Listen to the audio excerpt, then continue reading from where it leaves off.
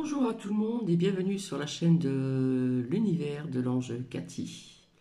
En ce vendredi donc saint 29 mars 2024, j'espère que vous allez bien. Allez, on continue à la vôtre, petit caput. Donc je viens vers vous, il est 10h30 passé, voilà, j'ai cuisiné truites saumonées et pommes de terre sautées, ail et persil.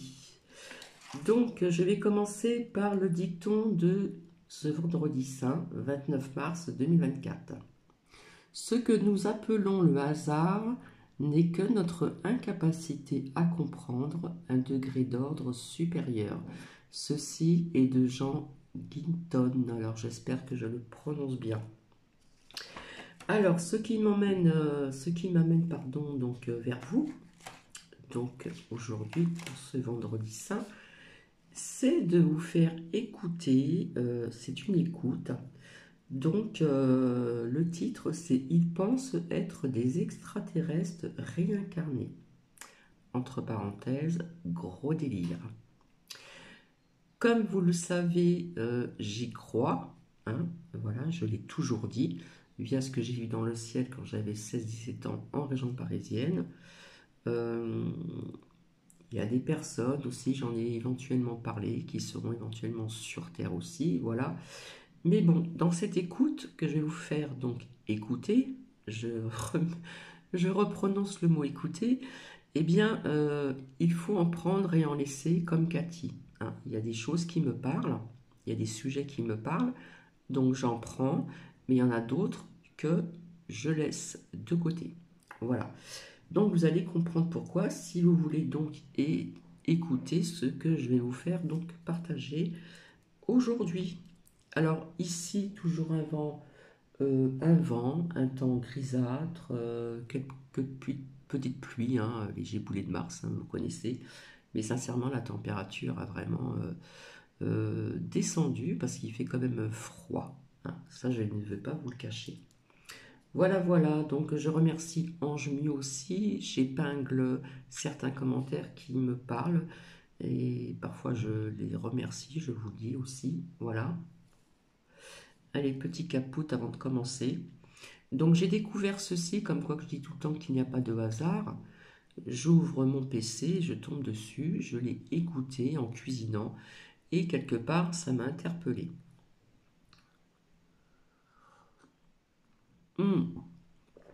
Donc on parle de 3D, de 5D, etc. Des personnes qui se prennent pour des extraterrestres. Voilà. Vous allez voir, vous allez écouter. Vous pouvez me dire en commentaire, toujours dans la bienveillance, savoir ce que vous en pensez. Ça me ferait toujours plaisir. Voilà. Mais je le dis encore, je l'ai dit depuis très longtemps, je crois à des vies ailleurs, hein, comme je l'ai toujours dit. Nous ne sommes pas seuls dans l'univers, hein. Cet univers qui est immense, immense, immense. Pourquoi qu'il n'y aurait que la Terre qui serait habitée et pas d'autres planètes, d'accord? Mais dans cette écoute, il y a des choses qui vont un petit peu trop loin, je trouve. Voilà, vous allez voir. Voilà. Donc c'est vrai que ça dure presque 40 minutes. Donc j'avais pensé le faire en deux parties, mais c'est mieux en une. Et puis s'il y a des choses qui vous intéressent, qui ne vous intéressent pas, pardon, vous passez un petit peu avec le fil rouge. Mais j'ai trouvé ça quand même intéressant. Donc le titre c'est Ils pensent être des extraterrestres réincarnés, entre parenthèses, gros délire. Voilà, voilà, voilà. Donc je vous souhaite une bonne écoute. Que je viens de Thônes, en Haute-Savoie, qui est la capitale du reblochon et du chevretin. Mais il y a des gens pour qui c'est un petit peu plus compliqué que ça de répondre à cette question parce qu'ils pensent venir d'autres galaxies, ni plus ni moins. Ces gens-là s'auto-qualifient de Starseeds, graines d'étoiles en anglais, et ils prétendent être des âmes extraterrestres réincarnées sur notre bonne vieille Terre. Et les Starseeds, ils sont au courant de beaucoup de choses que nous, simples terriens, ignorons. Ça fait plusieurs mois que je me bouffe énormément de contenu Starseeds. C'est une vidéo que j'ai eu beaucoup de mal à structurer tellement ça part dans tous les sens niveau bullshit spirituel, ésotérique, etc. Mais il est temps que je vous emmène enfin avec moi dans leur petit univers, c'est le cas de le dire. Alors extraterrestres, fédération galactique, reptiliens, téléportation avec preuve, on est parti. Oui. Bonjour, est-ce que vous auriez 2 minutes pour parler des extraterrestres s'il vous plaît? Non, je suis désolée, ça m'intéresse pas. Et pour parler de CyberGhost VPN? Ah ça, ouais, d'accord. La base de la base, qu'est-ce qu'un Starseed? Pour faire court, des Starseeds, c'est des aliens incarnés dans des corps d'humains.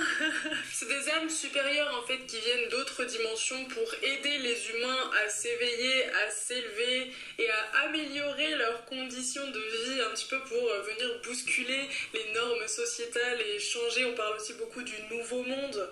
Voilà, les Starseeds, c'est les leaders du nouveau monde, clairement. Donc en gros, on est sur Terre et parmi nous, il y a des humains dont l'âme ne vient pas d'ici. Elle vient donc d'extraterrestres beaucoup plus évolués que nous, qui ont fait le choix de venir incarner leur âme dans certains humains avec une mission bien précise. Cette mission, elle est simple, c'est celle de faire évoluer notre civilisation spirituellement. Leur but, c'est de faire passer la Terre d'une civilisation en 3e dimension, là où on est actuellement, à une civilisation en 5e dimension. Allez, courage les Starseeds, plus que 2 dimensions et on y est. Et cette 5e dimension, ou 5D pour aller plus vite, elle fait fantasmer les Starseeds parce que c'est un petit peu le monde idéal dont tout le monde rêve. Je vous lis la définition. La 5D est un état de conscience supérieur. C'est un nouveau monde rempli de joie et d'amour qui mettra l'accent sur les valeurs humaines essentielles telles que l'altruisme, le partage, l'amour, l'honnêteté, la fraternité et l'empathie. Vous serez rempli de bienveillance et vous prendrez plaisir à rendre service aux autres. C'est un monde qui ne sera plus basé sur le matérialisme et l'argent, les guerres, les mensonges, les querelles de voisinage, le jugement, la manipulation, les dualités ou autres n'existeront plus en 5D. La 5D est un monde que nous idéalisons presque tous, où les êtres humains vivront libres et heureux et pourront pleinement exprimer leur potentiel divin. Personnellement, je vois pas la différence avec la France sous la présidence de monsieur Emmanuel Macron. Le problème, c'est que sur Terre, nos fréquences vibratoires sont tellement basses que ça empêche les âmes extraterrestres de se rappeler de leurs origines et donc d'accomplir leur mission. Donc pour les extraterrestres qui ont fait le choix de venir s'incarner dans des âmes humaines, c'est un énorme sacrifice. Parce qu'en fait, si l'humain dans lequel ils ont atterri ne se réveille jamais spirituellement, ils vont rester coincés dans son corps et ne jamais accomplir leur mission comme des gros nulos. Ces histoires de fréquences vibratoires, c'est un truc qui revient énormément dans plein de narratifs spirituels ou ésotériques. Et en fait, c'est hyper pratique parce que ça permet de tout expliquer. Mais on y reviendra. Statistiquement, parmi les gens qui regardent cette vidéo, il y a forcément des Starseeds qui s'ignorent. Alors comment savoir si vous êtes un être humain lambda ou si votre âme vient des extraterrestres? J'ai trouvé une petite liste de critères qui pourraient vous aider à avoir une piste. Es-tu un Starseed? Je vais vraiment t'aider à découvrir dans cette vidéo si tu es un Starseed ou non. Déjà, le premier signe, c'est que vous avez peut-être cette sensation de provenir d'une autre planète, de venir d'ailleurs. Vous pouvez vous souvenir de vies passées ailleurs sur d'autres planètes. Dès l'enfance, vous pouvez vous sentir comme plus avancé que les autres. Vous pouvez vous sentir en décalage avec les autres enfants. Les Starseeds ont des capacités psychiques. Ils peuvent recevoir des messages à travers la canalisation avec leur guide. Quand on est Starseed, on est rempli de sagesse intérieure. Vous vous sentez comme intemporel. Vous pouvez avoir ce sentiment ardent que vous êtes venu ici pour faire quelque chose de grand. Vous pouvez être très empathique, ressentir la compassion pour les autres. Vous pouvez lire à travers les pensées des autres. Vous pouvez très rapidement cerner une personne.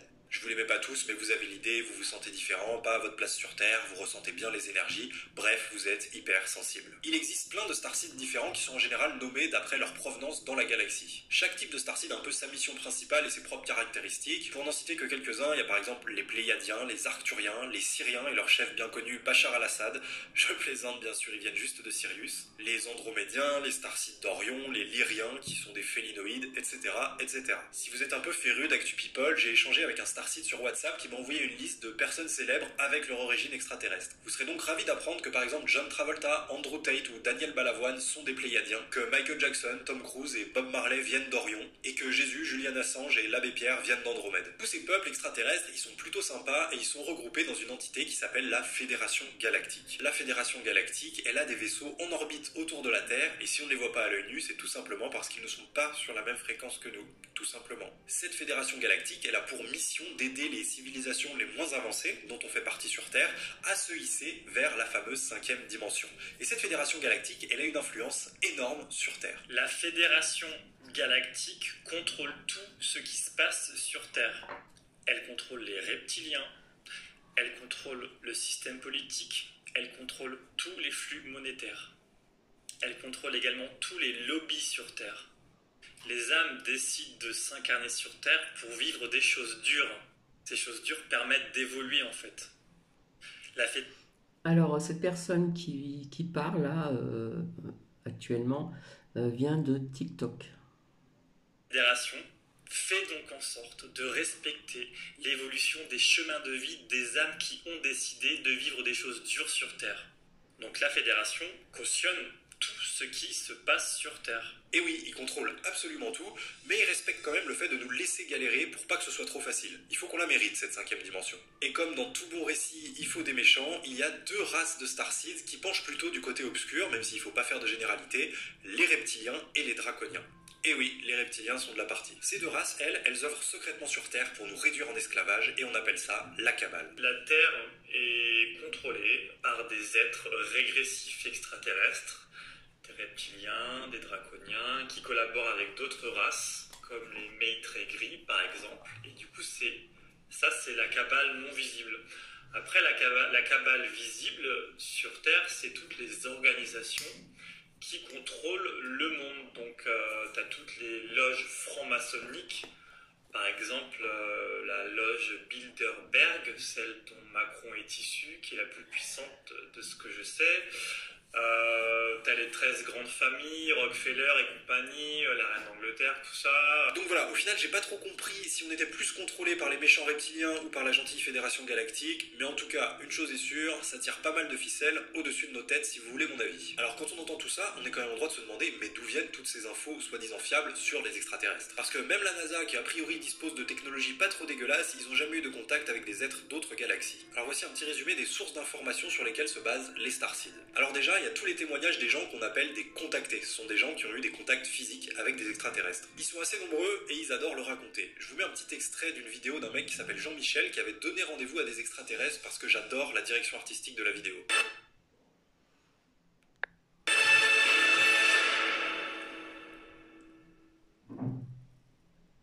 Et donc, en réalité, on dit, le contact se fera là.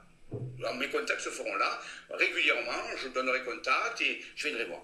Et donc, je commence ce processus tranquillement. Et à un moment donné, un jour, j'y vais tout seul, je me déplace, j'avais donné rendez-vous à telle heure, à cet endroit-là, avec moi. Et je me rappelle, je monte au-dessus de chez moi, tranquillement, je sors. Et là, j'arrive, et d'un coup, putain, j'étais comme ça, hein, je vois un paysage, je vois des structures qui apparaissent. Je dis, mais je rêve, c'est quoi? Et je voyais des structures qui commençaient à apparaître dans cet espace où il n'y a pas, où il y a simplement de l'herbe et des arbres. Hein. Au fur et à mesure, les structures s'amplifiaient, je voyais des choses apparaître, j'ai vu des vaisseaux, mais c'était pas physique, hein. C'était légèrement décalé, comme de la réalité virtuelle. Mais je le voyais les yeux ouverts. Hein. Je voyais des êtres qui apparaissaient, je voyais des structures, et ça avait l'air de se complexifier, de se déployer.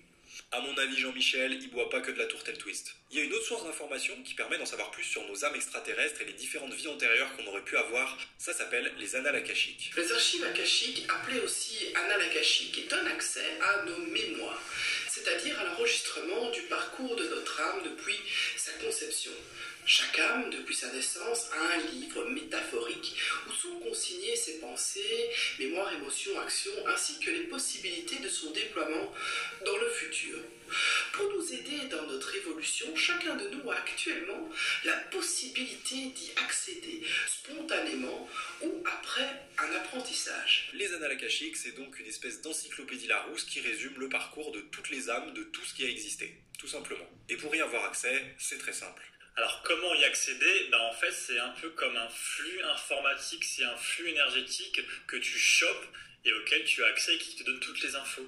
J'y ai accès par la clairvoyance, j'y ai accès également par la télépathie et également via les ressentis physiques. Vous avez vu, c'est facile. Il y a des gens qui ont accès plus facilement que d'autres à ces fameuses annales ou archives akashiques. C'est le cas par exemple de Debbie Solaris, une américaine qui est carrément historienne galactique. Et Debbie Solaris, elle capte plein d'informations hyper intéressantes sur les gens et sur les races extraterrestres. I see a lot of Pleiadian starseeds and a lot of Pleiadian people that struggle with hypoglycemia or pre-diabetes or diabetes.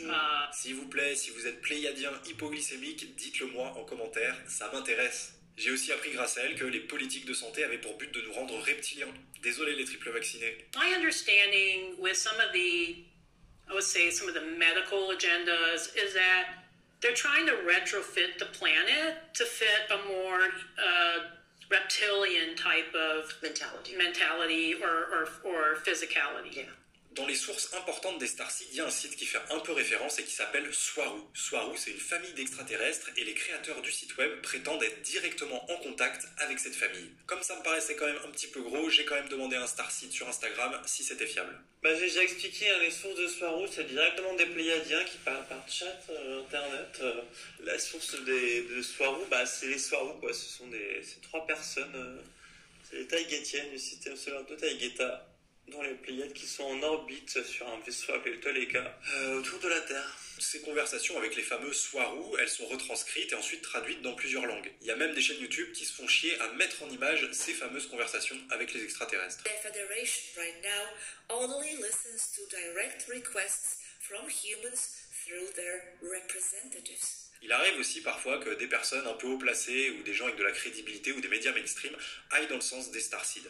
Alors c'est très rare, mais quand ça arrive, ça leur sert d'argument pendant un bon moment. C'est le cas par exemple de ce général israélien qui a confirmé l'existence de la Fédération Galactique. Un général israélien du nom de Chaim Eshed a en effet fait des révélations assez incroyables. Oui, c'est vrai que ça peut faire rire au premier abord, mais en fait, connaissant l'homme, justement, on a tout intérêt à le prendre au sérieux, puisque Chaim Eshed, 87 ans, n'est pas n'importe qui, général à la retraite, responsable du programme de sécurité spatiale de l'État hébreu. Bon, et donc Chaim Eshed affirme qu'une fédération galactique, écoutez bien, aurait conclu un accord avec Israël et les États-Unis, c'est ça? Oui, absolument. Cela a tout un scénario, effectivement, de Star Trek, et pourtant, selon ses dires, une coopération humano-extraterrestre qui se traduirait, je cite, Chaim Eshed, par l'existence d'une base secrète sur Mars, où des Américains et des représentants extraterrestres travaillent ensemble, avec de concert. En gros, une base où se réuniraient apparemment des représentants humains et extraterrestres. Autant vous dire que cette news, elle tourne en boucle sur tous les réseaux starseeds du monde. Les starseeds du monde entier, ils se regroupent sur des canaux Telegram ou des groupes Facebook, et c'est loin d'être un petit phénomène. Il y a vraiment des pages qui ont des dizaines de milliers d'abonnés. Sur ces groupes, ils parlent de tout et rien, leurs origines extraterrestres, leurs problèmes personnels.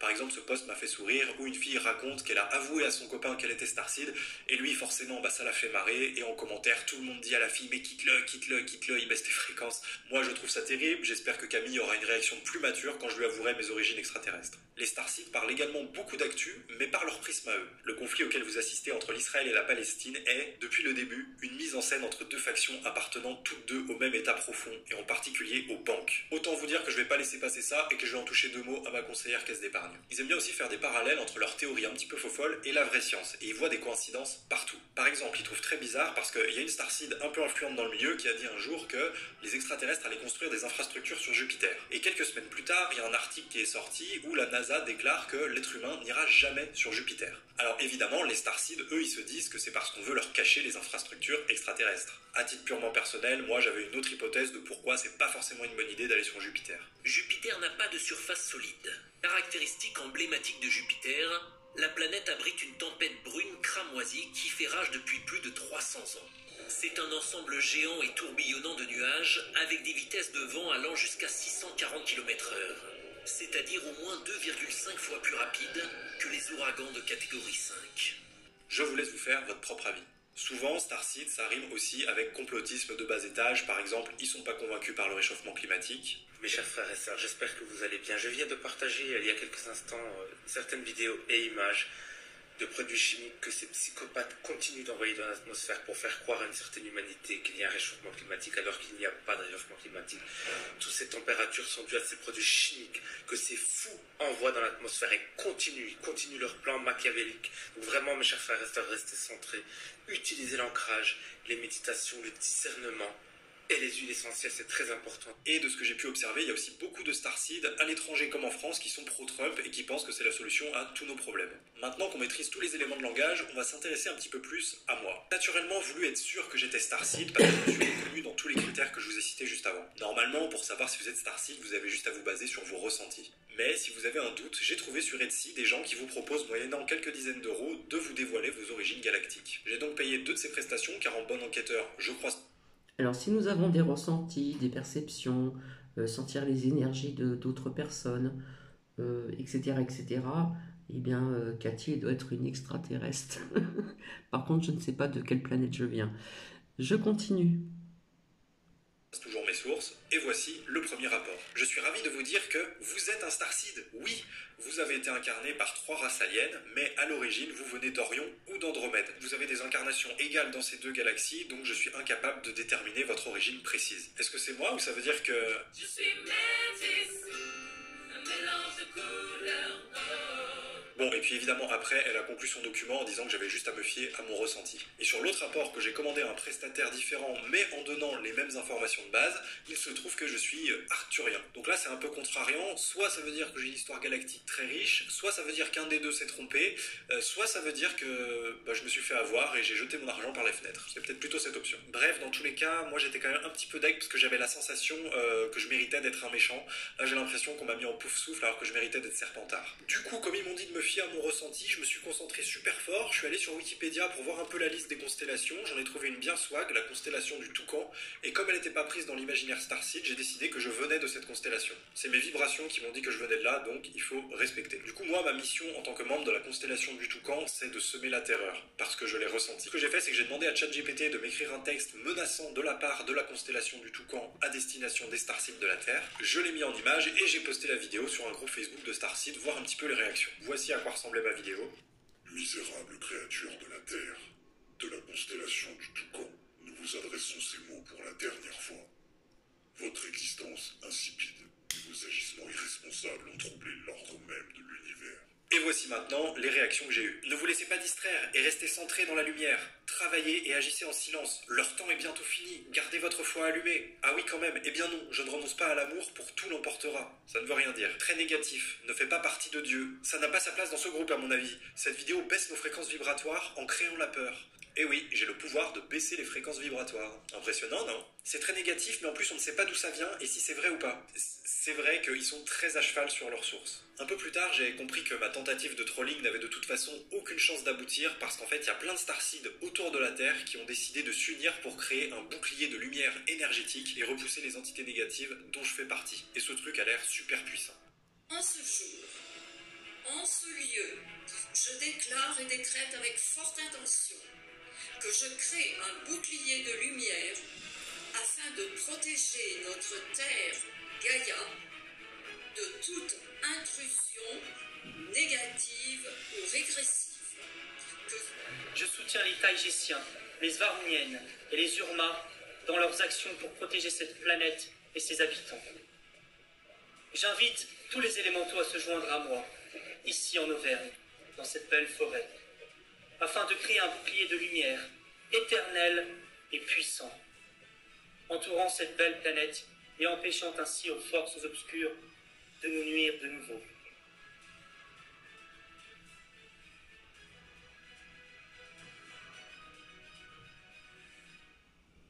Je voudrais remercier du fond du cœur nos amis Urma, Taïgésiens et Engan de protéger l'humanité, et je me joins à eux en créant un bouclier énergétique, magnétique, indestructible, infranchissable, qui protège la Terre et l'humanité et tous ses habitants, animaux, végétaux, minéraux, de toute attaque régressive. En ce jour, je m'oppose fermement aux forces négatives, reptiliennes, en créant un bouclier énergétique de... Maman, arrête Internet, là tu me fous la honte. Allez, va prendre tes pilules, on arrête pour aujourd'hui. J'imagine que vous vous sentez plus en sécurité chez vous maintenant que vous savez que ce bouclier a été mis en place. Quand on s'intéresse un petit peu à ce délire de Starseed, il y a certains profils sur lesquels on tombe inévitablement. Comme dans toute croyance, il y a ceux qui consomment, qui écoutent, et il y a ceux qui ont le savoir, qui le transmettent et qui vendent des trucs. Et c'est ceux-là qui vont nous intéresser. Un des profils majeurs que j'ai repéré, c'est elle, Elena Danaan. Elena Danaan, elle se présente comme une archéologue, comme une chamane qui a étudié la spiritualité païenne, la magie et l'alchimie. Elle a été formée et ordonnée druidesse, elle est contactée extraterrestre depuis son enfance. C'est vraiment la queen des Starseed, c'est une référence sur le sujet, elle sait des choses qui se passent sur Terre et elle cherche à éveiller les consciences. L'humanité terrienne a été libérée des forces maléfiques extraterrestres qui habitaient cette planète depuis 400 000 ans. Elle s'est même autoproclamée émissaire sur Terre de la fameuse Fédération Galactique. Rien que ça. Et je ne serai pas l'émissaire de la fédération si j'avais pas un message à vous donner de la fédération maintenant. Elle se téléporte régulièrement physiquement. Alors voilà, le travail que je fais, je vais physiquement assister à des réunions à bord d'un vaisseau qui appartient à la Fédération Galactique.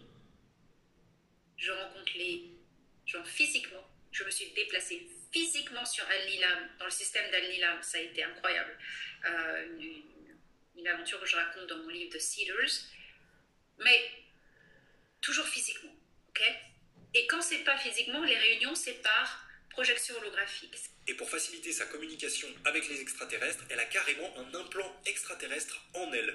Oui, j'ai un implant extraterrestre, quelque part dans mon corps, qui me permet de communiquer. Ça lui permet par exemple de faire des interviews de guerriers galactiques en direct sur YouTube. There is a lot of fight going on with corporations on your moon, but this doesn't concern us anymore. Ou tout simplement de recevoir des messages en pleine conférence devant des centaines de gens. Quel heureux hasard. Et je ne serais pas l'émissaire de la fédération si j'avais pas un message à vous donner de la fédération maintenant, parce que Toran s'est connecté il y a quelques minutes et il veut parler.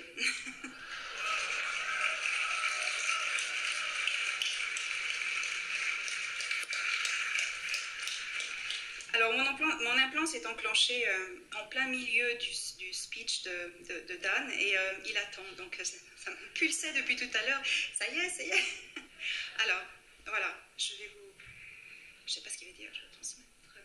Je répète ce que je vais entendre, ok? Parce que c'est une voix que j'entends par cet implant, comme un talkie-walkie, ok? Tu peux y aller.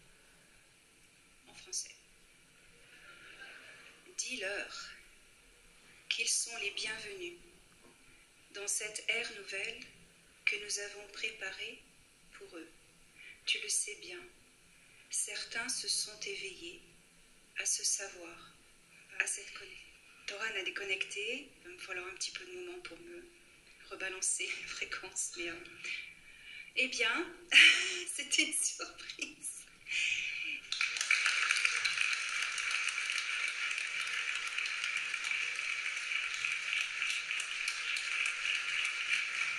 Et nous on chouine parce qu'il y a des puces 5G dans nos vaccins. Mais bref. Elle a aussi une émission de news, une espèce de JT sur tout ce qui se passe dans la galaxie. Elena Danaan, c'est un gros business. Elle a une chaîne YouTube anglophone à plus de 100 000 abonnés et une chaîne YouTube francophone à plus de 10 000 abonnés. Elle a aussi écrit et vendu beaucoup de bouquins. J'ai des contacts physiques. Lisez ce livre, mais lisez-le. Vous allez voir.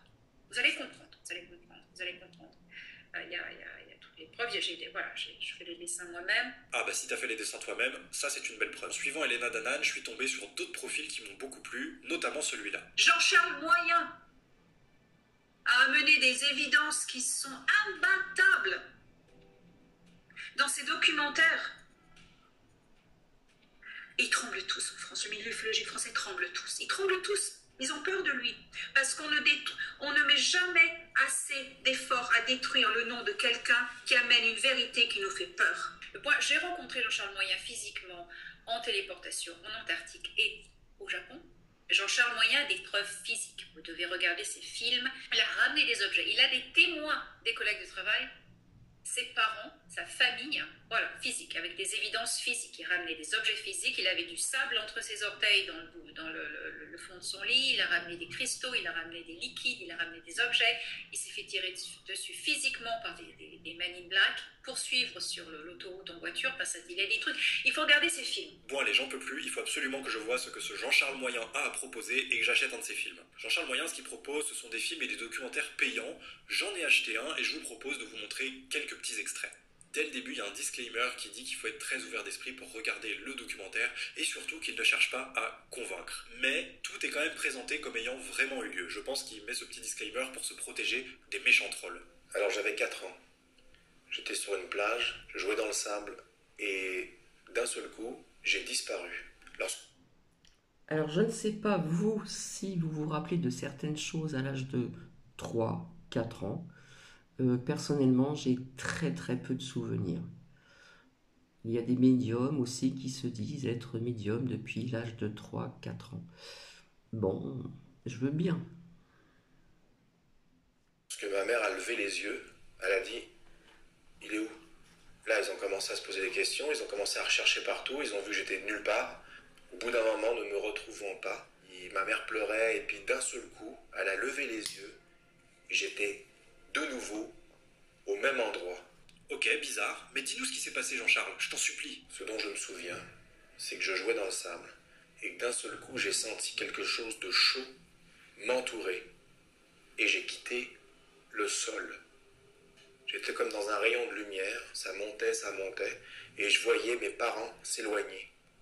Et je me suis retrouvé dans une sorte de pièce très lumineuse, très blanche, avec 4 êtres, un devant, un derrière, à droite, à gauche, qui étaient au-dessus de moi et qui me parlaient par télépathie. Et je suis réapparu après à l'endroit où j'étais avec mes parents. Mais j'avais tout oublié, tout sauf quelque chose.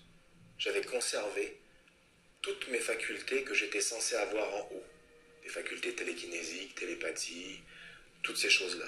Alors j'avance un petit peu, mais on reviendra sur ses pouvoirs, et le moins qu'on puisse dire, c'est qu'il est balèze. Après, pendant plusieurs années, il s'est pas passé grand-chose dans la vie du petit Jean-Charles, jusqu'à un fameux soir. Et j'avais vraiment l'impression que le soir, dans ma chambre, il y avait quelqu'un qui venait se promener dans ma chambre. Et je dormais souvent à plat ventre. Donc je pouvais pas voir ce qui se passait. Et j'entendais des bruits. Et j'ai entendu, clairement, farfouiller dans mes affaires. Là, je voulais savoir ce qui se passait. Mais je ne pouvais pas. Comme je dormais à plat ventre, on aurait dit qu'il y avait une force. C'est même pas on aurait dit, il y avait réellement une force qui me plaquait contre mon matelas. Et ce soir-là, de nouveau, les bruits se sont fait entendre dans ma chambre. Et j'ai ouvert les yeux. Et c'est là que je l'ai vu la première fois. Il a vu que je l'avais vu, mais il n'a pas bougé. Comme pour se dire, si je bouge pas, il me voit pas, tu vois. Et au bout d'un moment, j'ai dit, je te vois. Là, il a bougé, et là, j'ai vu son visage. Il était vert, pas de cheveux, avec les yeux rouges. Le même être que j'avais vu dans le vaisseau quand j'avais 4 ans. Non mais si c'est vrai, avouez que c'est dingue, je vous montre pas n'importe quoi là, il vaut ses 30 balles ce docu. Bon pardon, on reprend, soyez attentifs, la prochaine séquence mérite selon moi un Oscar. Là, il s'est assis au bout du lit, et il m'a dit, excuse-moi parce qu'à chaque fois que je parle de ça,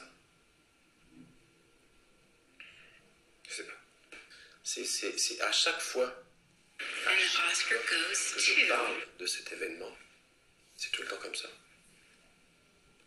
Tout le temps.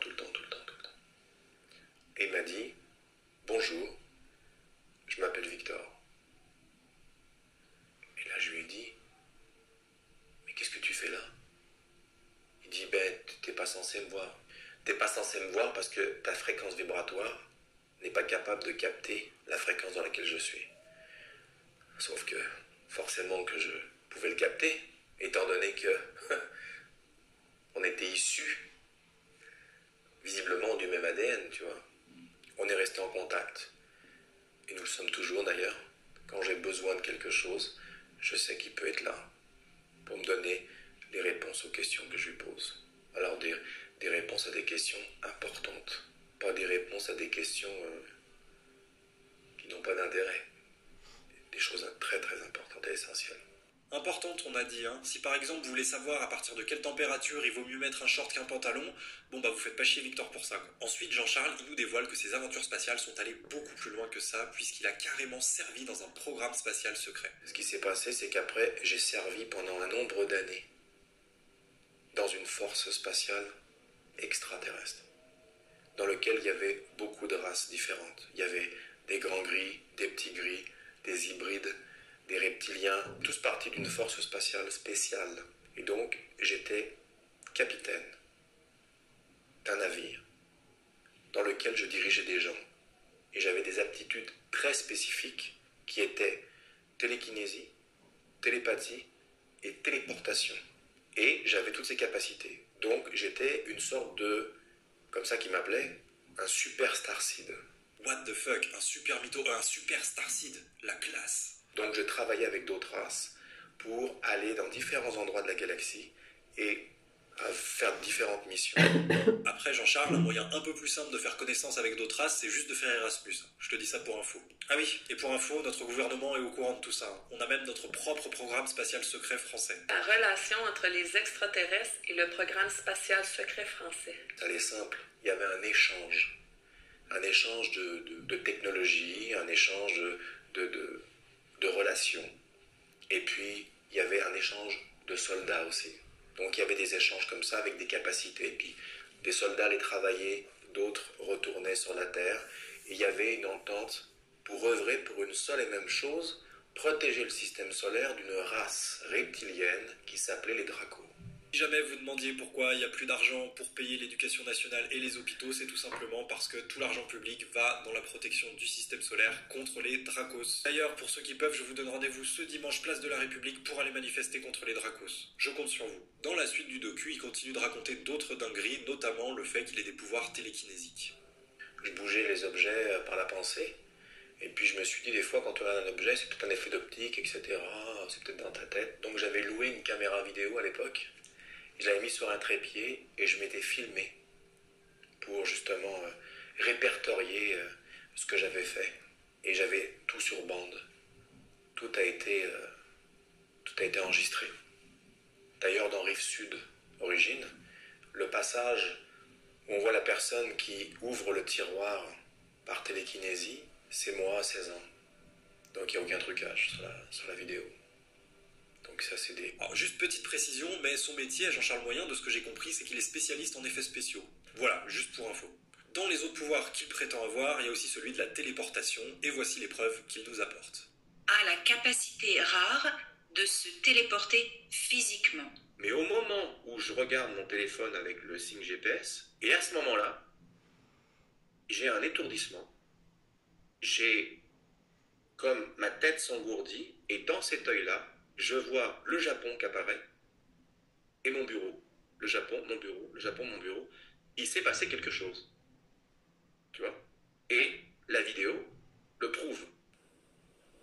Alors voilà, j'étais dans mon bureau, et puis je voulais regarder où t'étais, Kevin, et d'un seul coup, j'ai eu comme une espèce d'assoupissement, et dans mon œil gauche, j'ai vu le Japon, et quand j'ai réouvert les yeux, j'ai vu le logiciel où je suis d'habitude, où tu vois où je suis, flasher, et j'ai vu mon icône d'un seul coup disparaître, et la carte du Japon apparaître. Comme hier, quand t'étais à Belleuil, tu m'as dit t'es encore à Belleuil, j'étais en face de toi, et d'un seul coup, l'icône, il s'est complètement déplacé, puis il a rejoint le tien.